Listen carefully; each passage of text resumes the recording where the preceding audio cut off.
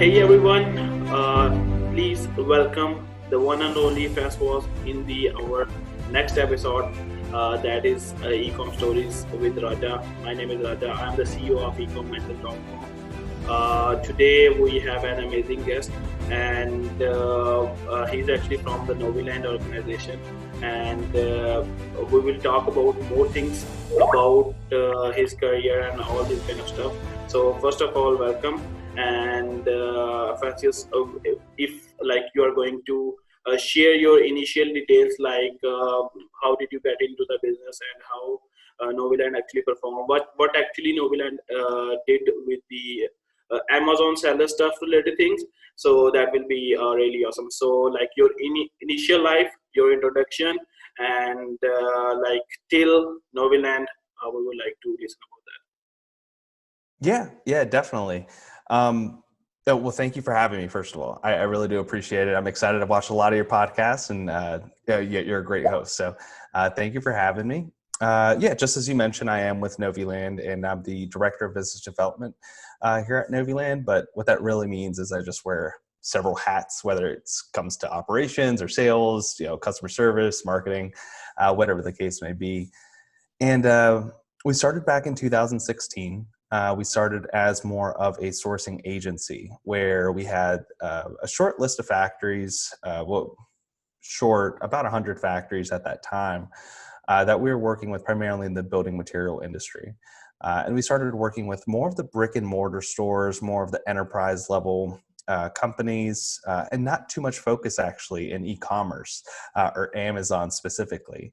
And then doing that, of course, at the same time, we're also building out this platform. And this platform is really just a tool to help streamline the entire process, right? And we knew that we had to get this right, no matter if it's for enterprise companies or if it's for anyone else that's looking to source or purchase any products from overseas, and that being China. We also built out very intricate backend that sort of helps us manage the entire process from start to finish, all the way from reviewing the request for quotes through production oversight, follow-up dates, all communications and sample ordering, all the way through logistics and logistics management into one tool, right? That way any company can go on and source, let's say, a microphone and a ceramic mug, let's say for their marketing team. So when we did that back in 2016, we saw a lot of different features that companies would benefit from. And we launched our initial platform in 2018. And from there, one thing that we, again, just didn't realize was this huge need in e-commerce and for Amazon sellers, where their only real alternatives are to either find a sourcing agent, which is likely going to be overseas, or a trade agency, which can group a few different manufacturers together and supply several different products, or going through marketplaces, right? So marketplaces like Alibaba, for example. Awesome. And Alibaba being the largest one. Of course, there's a lot of different options: AliExpress, DHgate, Jingdong. There's so many different options out there, and they're amazing options. It's great to have an open marketplace. But one thing that we saw was really lacking was a security, and a security behind who those manufacturers are, how you're interacting with them, how you're sourcing from them, how legit are they for certain projects. So for example, we were doing brackets from one manufacturer, right? And a bracket manufacturer, no matter if they're large or small, they're likely going to specialize in just brackets. They may make a few other products, but that's not really going to be their specialty. So where they might be making brackets for, let's say, the past 3 decades, they might have just started making hinges in the past 5 years. So all of their quality assurance, all of their engineers are really focused on making brackets and making that type of hardware, whereas they might not be so built out or professional in quality levels for those hinges. And so we saw that this was sort of a disconnect because it is overseas, right? It's hard to just call them up and say, hey, look, I want to know more about your operations. And the business culture is different. So with all these different moving pieces that we saw this need with providing a quality of service that no one else is really providing, right now, whether you're working with a sourcing agent or a trade agent, again, they're overseas. We wanted to centralize one team that specializes in all the different sections. Awesome. So we're starting with sort of the product and factory specialists on the sourcing side. Yeah. They work with all of our users, right, to develop the products, to interact with the factories, to negotiate on behalf of our users and customers. Also to sort of determine some of those quality aspects and budgets and target pricing, things of that nature, really that customer facing side. And then we also have our quality control inspectors, which of course their primary job is to do quality control. And the logistics and order managers that oversee the import and export process, gathering all the proper documents, classifying the correct HS codes, working with our freight forwarding partners to make sure that we're going to have the proper gate-in dates, that the shipping quotes are accurate, that no one is overpaying for shipping. So we are sort of separating all these different hats, where traditionally a sourcing agent wears one hat and they oversee, or they wear all the hats and they oversee the entire process, right? That can really affect the entire supply chain, because there's only so much that they can manage, and they can manage effectively. So that's sort of a little bit about what we do here. Awesome. Do you have any questions? Yeah, I have a lot of questions. Like I have an entire list there. Bring it. I actually received a lot of questions from like in the last week. I was in conversation with Meghla from India. So soon that episode will be also out on YouTube, our YouTube channel as well. So I have a lot of questions about the sourcing, and mostly there are a lot of sellers, including myself as well. Like when we are actually dealing with the suppliers and stuff like that, mostly we are coming from the China side, like Alibaba. So they are actually related to the. So I wanted you to clarify that things as well to the Amazon sellers. The number one and the highlighted issue is that, like, once I buy something from a supplier on Alibaba, so when I go with Amazon and, for example, I sold all that particular product, when I again come back to that particular person and ask him hey, can you give me the products again? So most of the time they doesn't reply. Most of the time the products they give, they doesn't have the same quality which previously we have, and the most of the time that is happened to me as well. They change the price. So when they actually change the price, the entire business model is going to be disturbed. Like how we can calculate. So Noviland, how Noviland can help us to decrease that particular things, and what are your specialties, or which kind of solutions you are actually providing to decrease that particular stuff.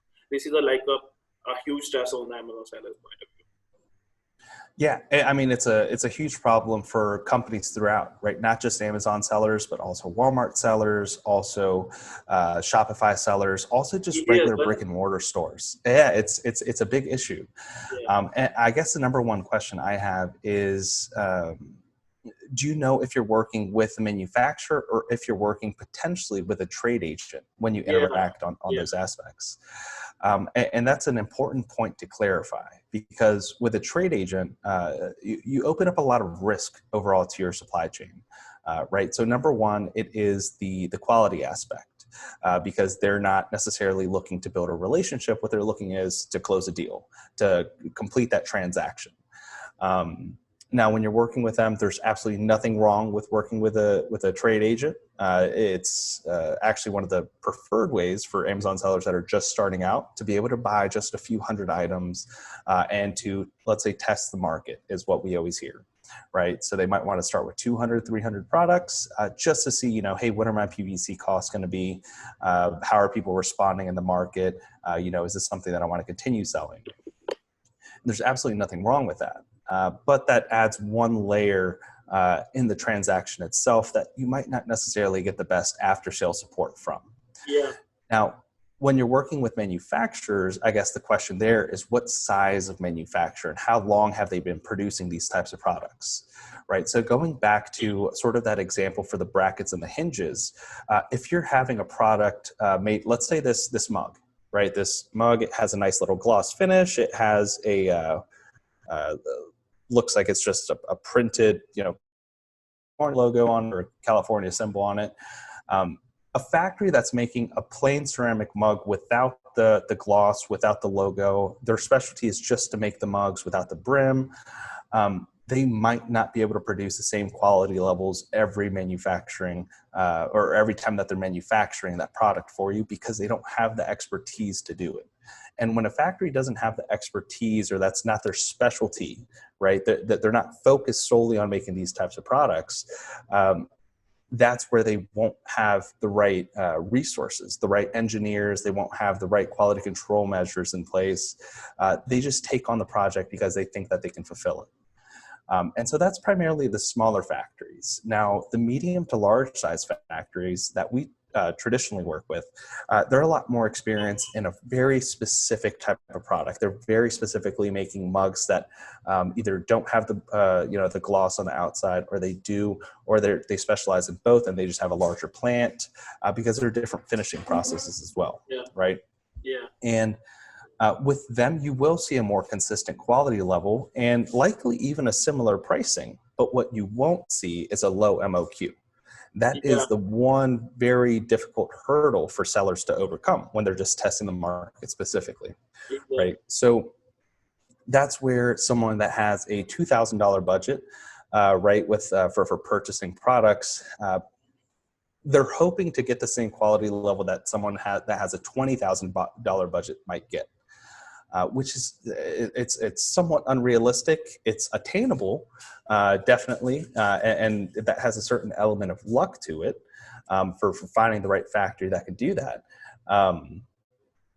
But it's again, it just opens up this risk in your supply chain where you want to find a partner, whether that's a factory directly or whether that's a sourcing company like Noviland.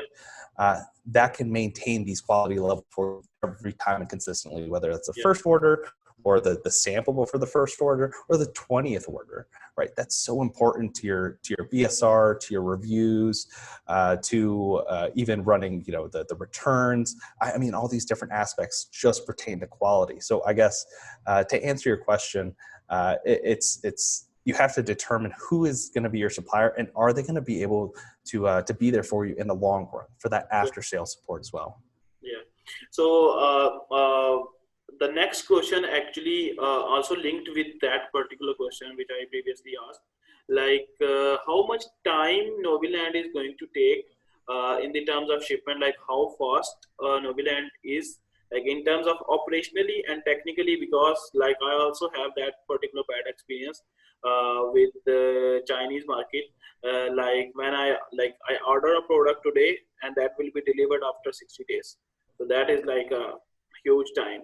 So in terms of like shipment and delivery, how efficient is like Noviland is, and the second, the B part of that particular thing is that what are the charges and the cost which is related to the product, like is related to the product size, dimension, price, and stuff like that, like how Noviland actually charge seller for the product inspection and the services you provide.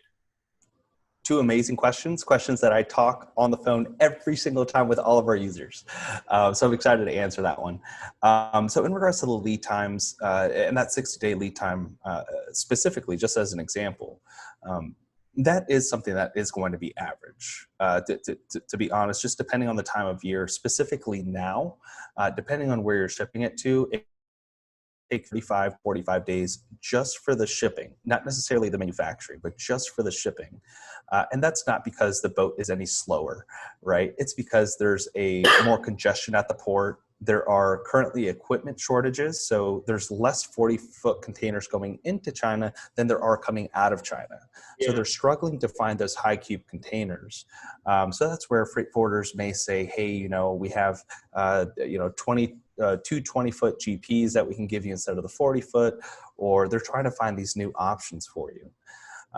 You could be shipping it to, let's say, Texas, but they suggest going through the East Coast because the ports down there are just so congested.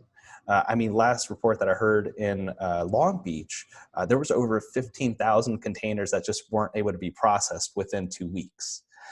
So, I mean, these delays, yeah, and it's insane to actually hear these different hear these different stories and all these different steps because it's important to realize that it's not just as easy as putting it on a boat and shipping it. There's a lot of smaller steps in between, right? Even between the booking time. So actually, locking in with your freight forwarder, hey, I want to ship 5 of these pallets and they're going to be ready. So the CRD or the cargo ready date is going to be, let's say, December 15th. If you book it, next week, you're more than likely not going to get on a boat on December, 15th or 16th. It's almost impossible. Yeah. You have to book at least 3-4 weeks in advance right now because of Chinese New Year, because of the holidays. Remember, this is a global business. This is not just straight to India or straight to America or straight to Canada. This is every country is ordering from China, right, around the same time because they're trying to squeeze in their orders before Chinese New Year, before those shutdowns start. So right now, particularly, you will see those longer lead times. After Chinese New Year, right after Chinese New Year, you're still going to see some of these delays also because all the factories have their production queues and they're just going to keep piling them up during that holiday as well.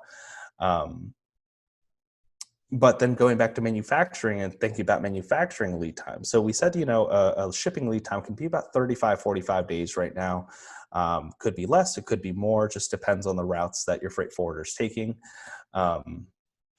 In regards to manufacturing, it doesn't take, if a manufacturer says for these mugs, it's going to be about 30 days. It's not because it takes 30 days to make the mugs. It's more than likely because of the production queue there. Right. And since we're talking about Amazon sellers specifically, they're typically not starting out with the highest quantity orders, right? They're not going to be starting out with $20,000 or $30,000 worth of these mugs. Yeah. It is just typical, right? They're typically going to start anywhere between maybe $2,000 to $5,000, sometimes looking for less, and depends on the factory that you're working with. But the majority of factories are going to prioritize those larger orders first, or those repeat customers first to keep them happy. That is going to be top priority. So within their production queue, they're going to, you're going to be able to see the largest orders, the repeat orders grouped within those. Then it's the medium-sized orders, and then you'll see the smaller orders closer to the bottom. That's typically in the last week of whatever they say. So if they say it's going to take 30 days, it's likely really only going to take 2 or 3 days. The finishing process on it might take a little bit longer to dry out. But it's really that queue that you're, and that really just depends on the time of year. Again, because of Chinese New Year, because of the holidays, these queues are extending. And that's why we've been recommending to all of our customers and all of our users, hey, look, you have to get an order in by October, at the latest by November, to try to get it done before Chinese New Year. Otherwise, you're likely not going to see production start until maybe January, if you're lucky, but more than likely late February, early March. And then you'll have to add in an extra 60 days to that. But going back to those times, I'm sorry to cut you off, but going back to those stuff, that is where trade agents do come into play. That is where they can get those smaller quantities. They can have the shorter turnaround times. But again, there's still that big risk. Yeah. And what about the cost, which is actually involved in the entire process, from factory to till the Amazon warehouse or till the seller's home? What is the charging plans in terms of how Noviland charge the entire process for the services? Yeah, that's a great question also. So we do have a Noviland service fee that's added in directly into the FOB pricing that the factories give us. And this is pricing that the factories also give us that is typically more competitive than they give the general market, or that they even give other trade agents. A big reason being, when we do form these partnerships with them, they see the added value in offering, let's say 10% less than they offer a trade agent because of our buying power. right? So because we're not asking for 200 units because we know that's not realistic, we're asking for $5,000 worth of product. And if you deliver a great price and a great quality product for these mugs, hey, we have 10 more businesses that are also looking for mugs. We could give you 10 times the business. So we can leverage some of this buying power, as well as one of the aspects that factories truly hate, and that is direct to customer communications and product development and after sales support and customer service and translation. These are all little aspects that no one really thinks about, but are the biggest struggles when you're working with factories directly, right? So we help take away a lot of these pain points to where a project that might take 7 weeks typically to even get to the purchase order, going through samples, going through the yeses, the nos, the yes, we could do this alteration, and them not telling you it's yes, I could do this, but it's going to be 10 extra cents. We'll tell you, yeah, they could do it. It's 10 extra cents. You can make a decision now, or you don't have to wait until the end and see all these added charges, right? So we try to cut out, I guess, a lot of the drama and a lot of the BS, to be frank, from this communication. So it's anywhere between 3 and 13% that we add on to what the factories are able to offer us. And we do have an algorithm that checks to make sure that we're staying competitive and that it makes sense. Yeah. I think so that is done for today, because we already have a video like more than 25 minutes now. Oh, so, really? Yeah.